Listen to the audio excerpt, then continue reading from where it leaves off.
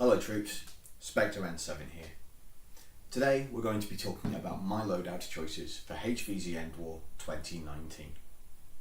Now this year I'm running a much lighter rig, but we're going to be talking a little bit today about my operational gear choices. We're going to be talking about why I've made the choices for kit that I've made, and we're going to be talking about first, second and third line kit choices. So first of all, however, let's talk about the base layer. So, the base layer of your kit contains one of the most important choices that you can make in HVZ, your footwear. Now, this is the thing that a lot of people don't think about, but actually, one of the most potent weapons you have in a HVZ game is the ability to run. So whenever you're picking your footwear choices, make sure you pick something you can run in. Combat boots are great if you don't need to move super quickly. So to that end, I'm wearing these. These are Viper tactical sneaker boots. So they have the sort of shape and design and the ankle support of a combat boot, but they are lightweight and trainers in style. So they have the same bounce and the same grip and sole design as like a running shoe. So I'm comfortable that I can move quickly in these. They are extremely comfortable, they're extremely lightweight, and they're not going to slow me down in any way. Next, we move on to clothing choices.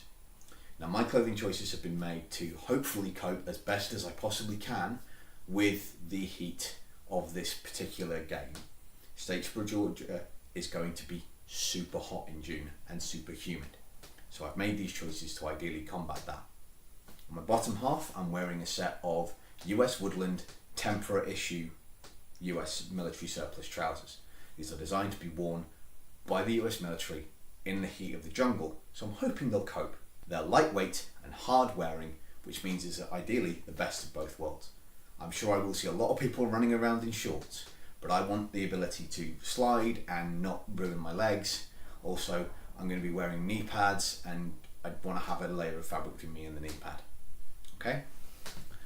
On my upper layer, I'm wearing an Under Armour knockoff by Free Soldier.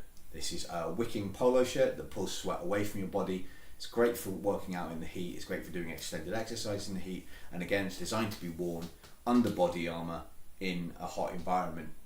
So I'm pretty sure it's going to cope. Fingers crossed.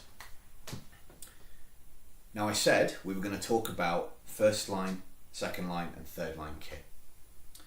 Now, in operational terms, your first line kit is what you need to have a fight right now. Your second line kit is what you need to have an extended fight, and your third line kit is what you need to have a multi-day fight. Now, in HVZ, we're not really going to talk about third line kit at all, because in a military or an operational sense, that's the stuff that goes in your big rucksack that lives on base. It's your food, it's your spare clothing, it's your maintenance kit for your weapon, your big maintenance kit for your weapon system. It's a whole bunch of stuff that you generally don't need to carry. I have seen people running around with backpacks, I have seen people running around obviously with big loadouts, but particularly in this environment, in this expected heat, third line kit is just something I'm not even considering. So now, let's move on to talk about the kit that I am considering. First of all, let's talk about my first line kit. So as I said, your first line kit is what you need to have a fight right now. So if I'm sitting around in the safe zone and TK comes up to me and says, Spectre, we've got to go right now, this is what I put on. This is a cheap 30 quid eBay find, and it's basically a plate carrier that I've taken the plates out of. So it is essentially just a comfortable and simple way to carry 6 magazines for my primary weapon system and an emergency backup in case something goes wrong. My primary weapon system is my FDL2. Now, I've made some changes to my FDL2 this year, taken a bunch of clag off the front. I've still kept the torch. This has got a red filter on it now to be compliant with HVZ Endwar, and I've added an ammo counter. Now, the ammo counter means that I can keep track of my ammunition expenditure, and it's wired directly into the main power loom of the FDL, so I don't have separate batteries or anything else. Obviously before the event I will be replacing the muzzle with an orange tip, and the underbarrel area will also be orange. I've also taken her apart and added a short dart pusher inside so that I can run katana magazines. Now the reason for this particular choice is to allow me to carry the same amount of darts as last year with about half the size and weight. I can carry 6 + 1 on this rig alone, and this last year was a lot more space to carry. So I've deliberately designed, because I reckon that being slow caught me out last year, so I've worked really hard to try and get myself down as lightweight as possible. So now we're going to talk about your second line kit. Now second line kit is what you need when you want to add sustainability to your loadout. Now my second line kit is a 2-inch duty belt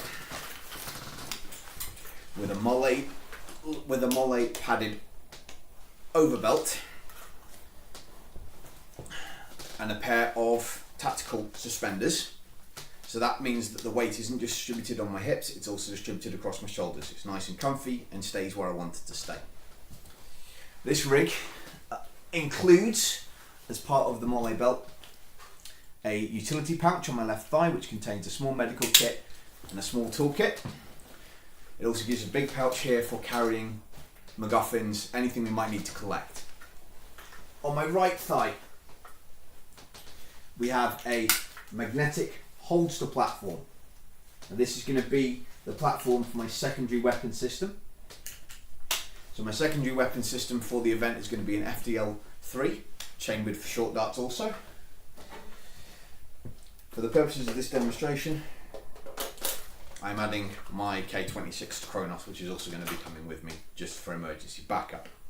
Won't necessarily be on my rig, but that's going to stay back either in the van or wherever we are set up on base, so that I have at least an emergency backup.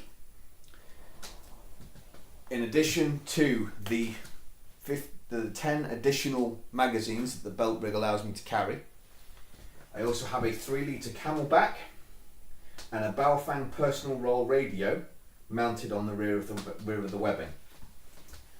The radio allows me to stay in contact with the rest of my squad, comes over my shoulder to this press-on mic here, and I also have a covert earpiece so that cross-back talk from the rest of my squad doesn't give away my position. Once you then take into account the carrying of my primary weapon system, with the exception of eye protection, this is everything I need. Now eye protection is not required for HVZ Endwar, but it is heavily encouraged. And I'm very happy that Flux Sunglasses have chosen to sponsor myself and the rest of Team Paradox for HVZ Endwar and the Foam Pro Tour, and they are the official eyewear sponsor of Team Paradox. So I hope you have enjoyed this brief view into my loadout choices. I've included in the description below links to the various things that I'm wearing. Hopefully this will have given you some kind of insight into the choices that I've made, and hopefully will help you in picking your loadout for HVZ Endwar 2019. I've been Spectre7. Thank you for watching. Don't forget to like and subscribe. I should go.